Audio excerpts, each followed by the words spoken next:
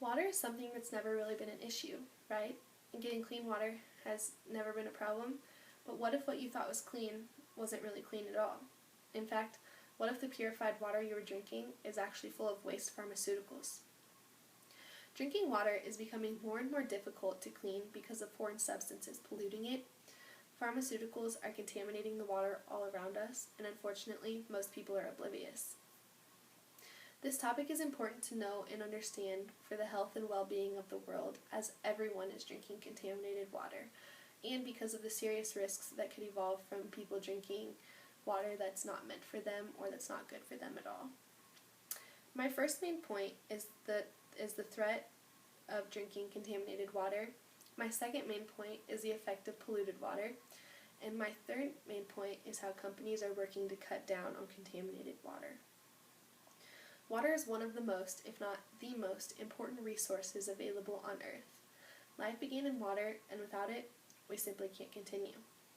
Margot Wallström, Vice President of the European Commission, was published in A Healthy Future in March of 2009, stating that the water on Earth 4,000 years ago is still the same water we drink today.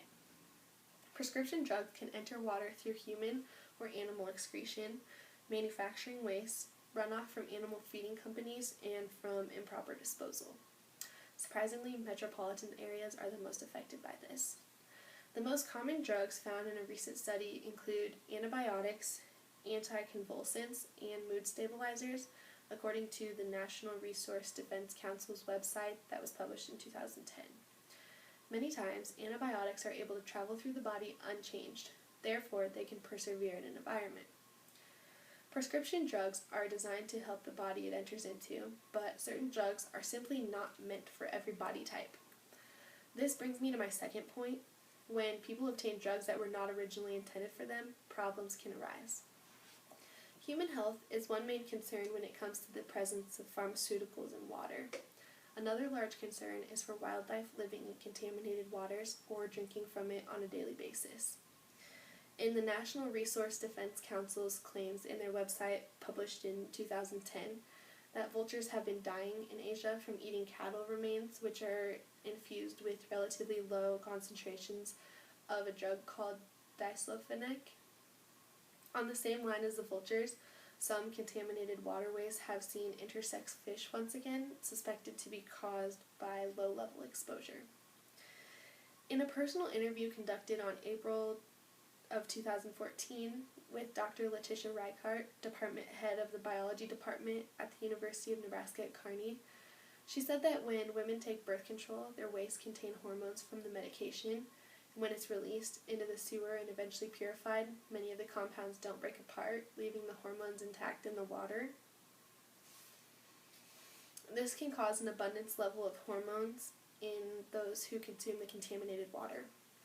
My third point brings me to the point that despite these large findings, not much action has taken place in order to clean up the waterways or to evaluate the detrimental effects that exposure to unprescribed medication can cause to the human health. An article written by Oliver Jones, John Lester, and Nick Volvoyes, entitled Pharmaceuticals, A Threat to Drinking Water. They seem surprised at this fact because drinking water gives any kind of drug or chemical that's in the water a direct pathway into the body. Many people dispose of their extra or unwanted prescriptions improperly. Improper disposal would include flushing extra medication down the toilet or simply throwing it into the trash can if they have extras. Proper disposal of extra medication would be to take it to a take-back program where drugs are returned to an authority and properly disposed of. Unfortunately, these are not very common, so that doesn't leave people with very many options.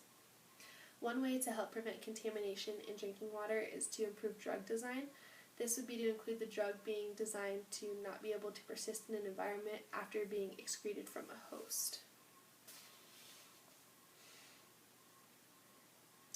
Another way to help prevent contamination would be to cut down on prescribing medications for people and animals.